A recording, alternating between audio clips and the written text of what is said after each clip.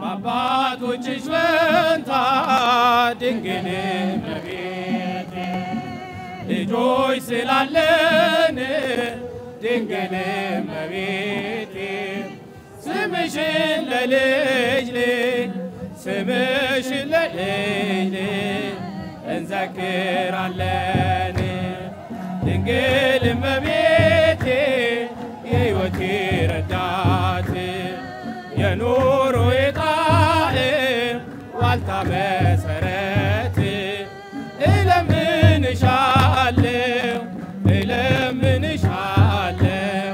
ፍጹም በረከት እለምንሻለሁ ፍጹም በረከት የደብረ ገነት መከኒሳ ቅዱስ ሚካኤል የስብከተ ወንጌል ኃላፊ የሆኑት መምህር ሰሎሞን አጭር ትምህርት ያስተምሩላል። ወደ እሳቸው እንሄዳለን። በስመ አብ ወወልድ ወመንፈስ ቅዱስ አሃዱ አምላክ አሜን። ሊቀ ሥልጣናት ቆሞስ አባ ገብረ ሥላሴ በላይ የሁለቱም አድባራት ዋና አስተዳዳሪ፣ ክቡራን ሊቃውንተ ቤተ ክርስቲያን፣ የቤተ ክርስቲያንን ጥሪ ሰምታችሁ በዚህ ቅዱስ ስፍራ የተገኛችሁ ክቡራንና ክቡራት ኦርቶዶክሳውያን ምእመናን ምእመናት በአምላካችን በቅዱስ እግዚአብሔር ስም ሰላም እላችኋለሁ። እንደምን ዋላችሁ? ምስጋና የባህሪ ገንዘቡ የሚሆን የቅዱሳን አምላክ ቅዱስ እግዚአብሔር ብዙን በደላችንን በምሕረቱ ብዛት ሸፍኖልን እድሜ ለንስሐ ሰጥቶን ዳግም በቅድስናው ስፍራ ስለሰበሰበን ስለማይነገር ስጦታው ክብር ምስጋና ለእርሱ ይሁን። ቅዱስ ጳውሎስ ለቆሮንቶስ ሰዎች በጻፈላቸው መልእክቱ አንደኛ ቆሮንቶስ ምዕራፍ 16 ቁጥር 9 ላይ እንዲህ የሚል ቃል አለ። እስመርህው ሊተ አብይ አንቀጽ ወግብር ምሉ ወባህቱ ብዙሃን መከላአን ይላል። ስራ የሞላበት ታላቅ በር ተከፍቶልኛል፣ ተቃዋሚዎች ግን ብዙዎች ናቸው ይላል። ይሄ በር የበረከት በር ነው። ይሄ በር ከእግዚአብሔር ጋር የሚያገናኝ በር ነው። ይሄ በር የጽድቅ በር ነው። ይሄ በር የሕይወት በር ነው። የሞት በር ቢሆን ተከፍቶብኛል ይል ነበር። የሕይወት በር ነውና ተከፍቶልኛል አለ። ስለዚህ ወደዚህ ወደ ክብር በር፣ ወደ ሕይወት በር፣ ወደ ጽድቅ በር እንዳልገባ ደግሞ ተቃዋሚዎች ብዙዎች ናቸው አለ። ስለዚህ እኔ ዛሬ ምን ለማለት ፈልጌ ነው? ይሄ ጥሪ ለኛ ለእያንዳንዳችን ታላቅ በር ነው።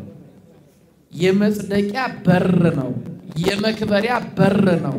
ከእግዚአብሔር ጋር የመገናኛ በር ነው። ይሄንን በር የከፈተልን አምላካችን እግዚአብሔር ክብር ምስጋና ይግባው። ሁላችንም ደስ ሊለን ይገባል። ታድለን ነው የመጣ ነው። ተመርጠን ነው የመጣ ነው። ምክንያቱም ቤተ መቅደስን ለመስራት ነው ሁላችንም የተጠራ ነው አይደለም? ስለዚህ ቤቱን እንድንሰራ መመረጥ ይሄ መታደል ነው። ቃለ ሕይወት ያሰማልን። ከዚህ ቀጥሎ ሊቀ ትጉሃን ባህታዊ ገብረ መስቀል ኃይለ መስቀል ሁሉ ጊዜ በደብራችን እየመጡ ከሙዚየሙ ግንባታ ጀምሮ እስከዚህ ህንጻ ግንባታ ብዙ አስተዋጽኦ የሚያደርጉ የሚያስተባብሩ አባታዊ ግዴታቸውን የሚወጡ ልጆቻቸው የሚያስተባብሩ በዚህ ወቅትና በዚህ ሰዓት ከኛ ጋር ስላሉ የማስተባበሩና ቅስቀሳ የማድረጉን ኃላፊነት እሳቸው ድርሻውን ይወስዳሉ። ወደ ሊቀ ትጉሃን ባህታዊ ገብረ መስቀል ኃይለ መስቀል። ክቡር አባታችን ሊቀ ሥልጣናት ቆሞስ አባ ገብረ ሥላሴ የሁለቱ አብያተ ክርስቲያናት ዋና አስተዳዳሪ፣ የተከበራችሁ የቅዱስ ገብርኤል እንግዶች እንደምን ዋላችሁ? እንዴት አመሻችሁ? እንኳን አደረሳችሁ። እግዚአብሔር በደስታ የሚሰጠውን ይወዳል። ሶስት ነገር መስራት እንችላለን። አንደኛው ይዘን የመጣነውን ነገር እዚሁ እንሰጣለን ማለት ነው። ሁለተኛው ደግሞ የባንክ ቁጥር እንሰጣለን፣ በባንክ ቁጥር እናስተላልፋለን ማለት ነው። ሶስተኛው ደግሞ በማቴሪያል ቃል እንገባለን ማለት ነው። እግዚአብሔር በሉ በደስታ የሚሰጠውን ይወዳል። እግዚአብሔር ስለወደዳችሁ እግዚአብሔርን አመስግኑ። በእውነት እግዚአብሔር ስለወደዳችሁ ማለት ነው።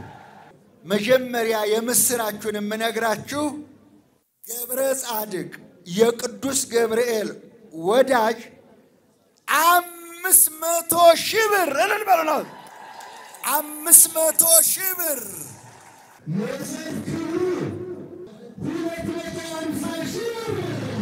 ክብር ለመድኃኔዓለም ስጡ። አመስግኑ ለቅዱስ ገብርኤል ምስጋና። ፍቅረ ዮሐንስ 125,000 ብር። አዲስ ዓለም ከበደ 10,000 ብር። የዓለም ወንድማማቾች ማህበር 500,000 ብር። ወይዘሮ ማለፈ ወልደ ዮሐንስ መጀመሪያ 21,000 ብር ካሽ፣ በሞባይል ባንኪንግ 30,000 ብር። ሊቀ ትጉሃን ባህታዊ ገብረ መስቀል ኃይለ መስቀል ስጡ ማለት ቀላል ነው፣ ሰጥቶ ማሳየት ግን ይገባል በማለት ሰጥተዋል። 30,000 ብር። አስራተ ማርያም 50,000 ብር። ቀሲስ መሳይ ንስሐ ልጆች ኃይለ ጊዮርጊስና ወለተ ኢየሱስ 100,000 ብር። ዮሴፍ ክብሩ ለማቴሪያል ለብሎኬት ለምናምን 1 ሚሊዮን ብር።